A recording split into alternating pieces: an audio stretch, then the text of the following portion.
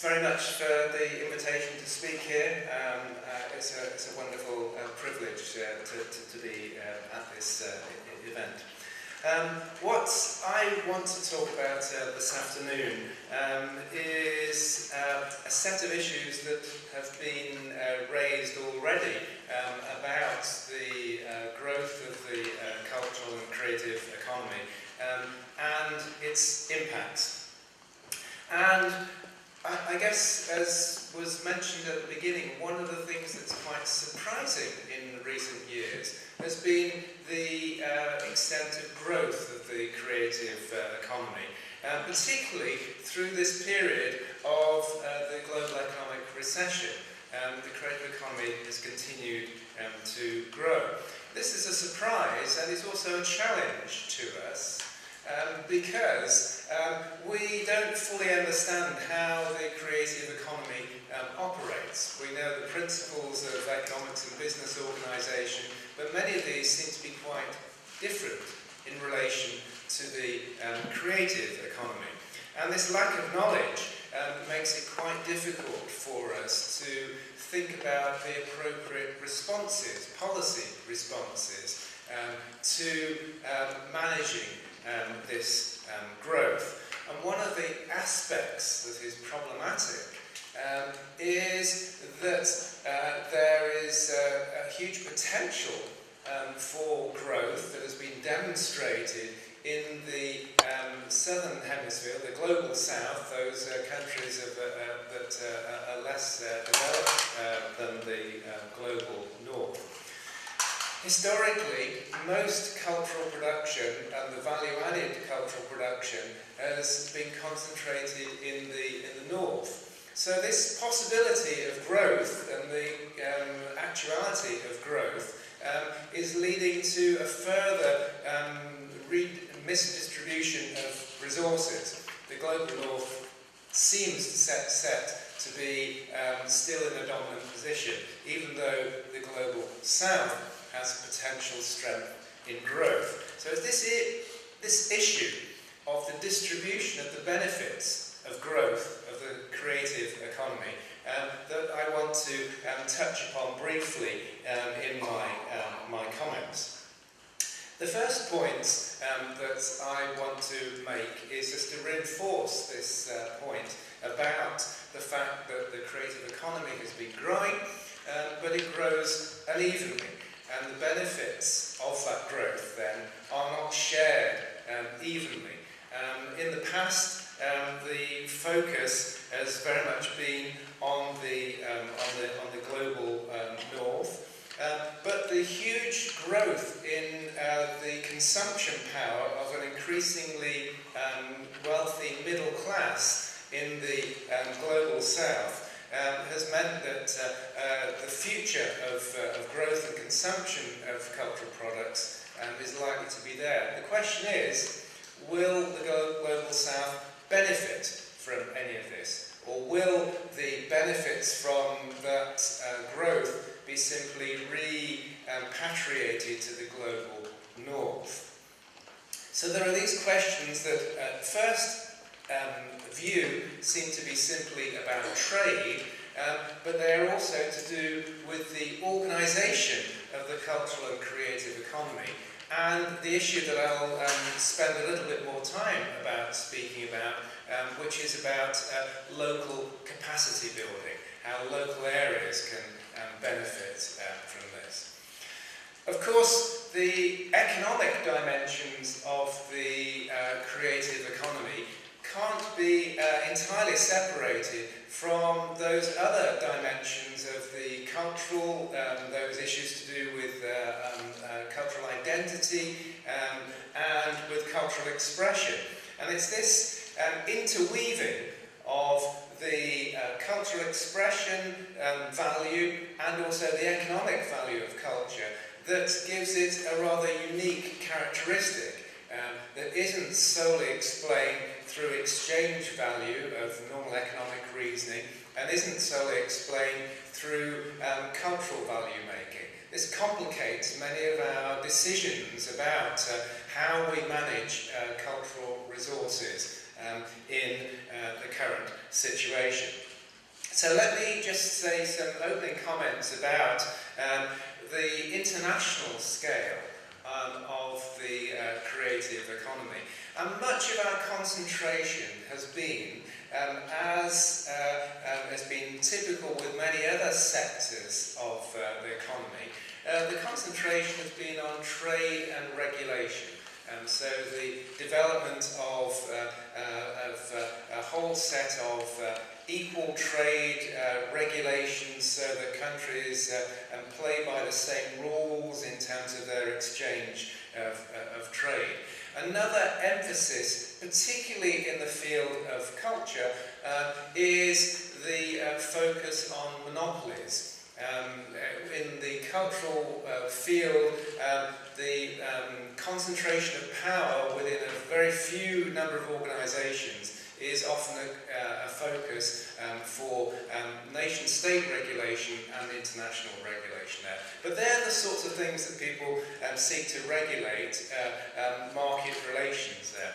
The question is that the international production system for culture, the way that the goods are produced and services are produced in the cultural sector, looks a little bit different from most other sectors of the economy.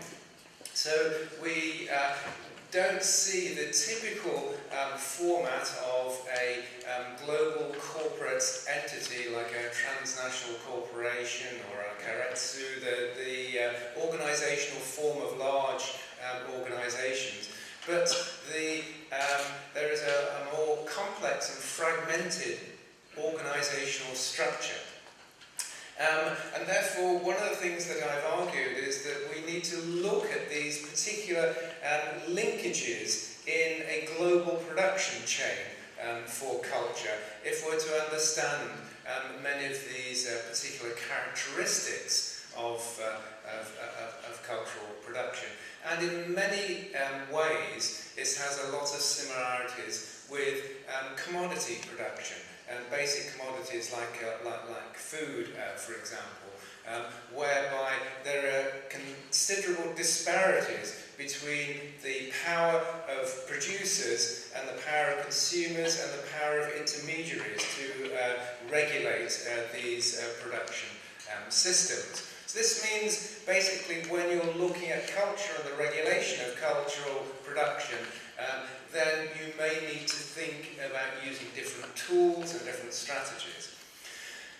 There is also another aspect that we need to take account of, and that is that the simple imposition of equal rules for the whole system doesn't necessarily give rise to an equal outcome, because there is history involved here, and there is the differential power and control and organisation of cultural producers. And we often talk about, even in standard economic markets, about the advantage of the first entrant to a market, particularly in areas of innovation. Effectively, in the cultural field, you have a number of established companies who have already established their power base and control of a number of production systems and also markets that put them in a very, very strong position. So new entrants to those markets find it very, very difficult to come in. And this is often one of the key issues that we're dealing with in relation to the creative economy and in relation to capacity building. And that's what I want to spend a few minutes talking about now. So the idea of local capacity building is about a region or a city's ability to make use of and make sustainable any investment. But it's particularly about how they use their own intrinsic resources and use them in the world. Usually these are associated, of course, with the core skills that people have. and training associated with those. But also critically, it might be about access to markets. It might be the physical movement of goods, but it might be the technical resources in order to negotiate trade relations or legal relations with trading partners.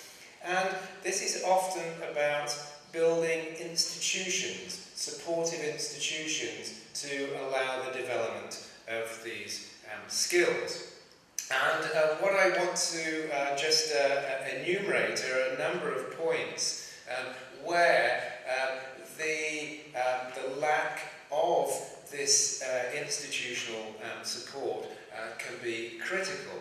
And the first is in the protection of rights.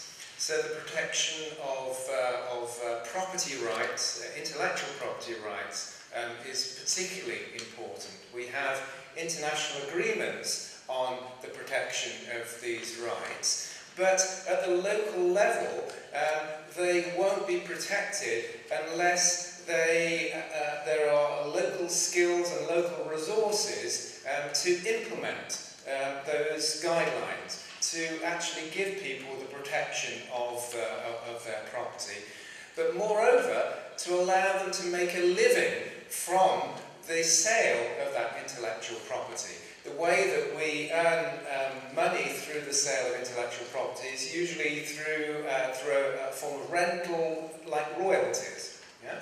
And the system that you have to develop in any local area is what are often referred to as collecting societies that redistribute this income, which create incentive, or the income, for cultural producers to exploit their intellectual property.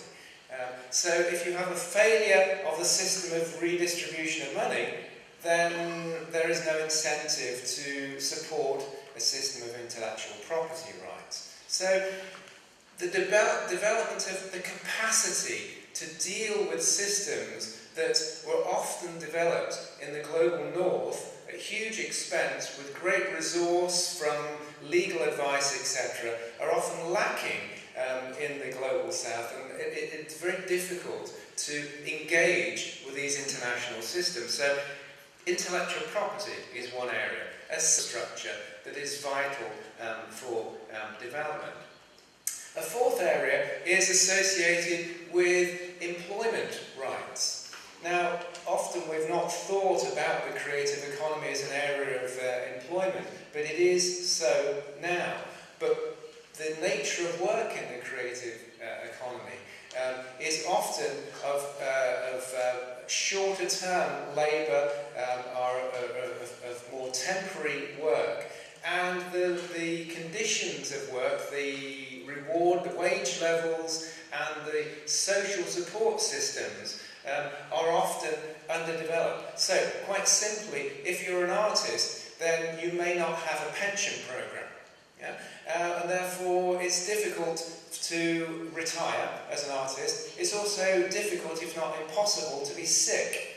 So all of the general social support systems that we expect of other workers, artists don't generally have. And therefore, it makes it difficult to conceive of a career as an artist or a creative person because of this lack of social support system. And finally, areas about education and support are important, not just in terms of the development of the particular skills for any area of cultural work, but the development of the awareness of the characteristics of the cultural and creative economy, and knowledge about how intellectual property rights works, but also knowledge about the particular nature of management required in the cultural and creative sector. So one of the things that we have to do is think about, in any particular area, what is an assessment of the quality of the local institutions for supporting the cultural and creative sector, and how can those be reinforced? Because the possibility of resilient or sustainable cultural production is dependent upon them. Capacity building occurs in a particular context, but also we have to respond to the fact of a global and historical situation where cultural production systems have often been dominated or owned in the global north. So responses have to address these past asymmetries.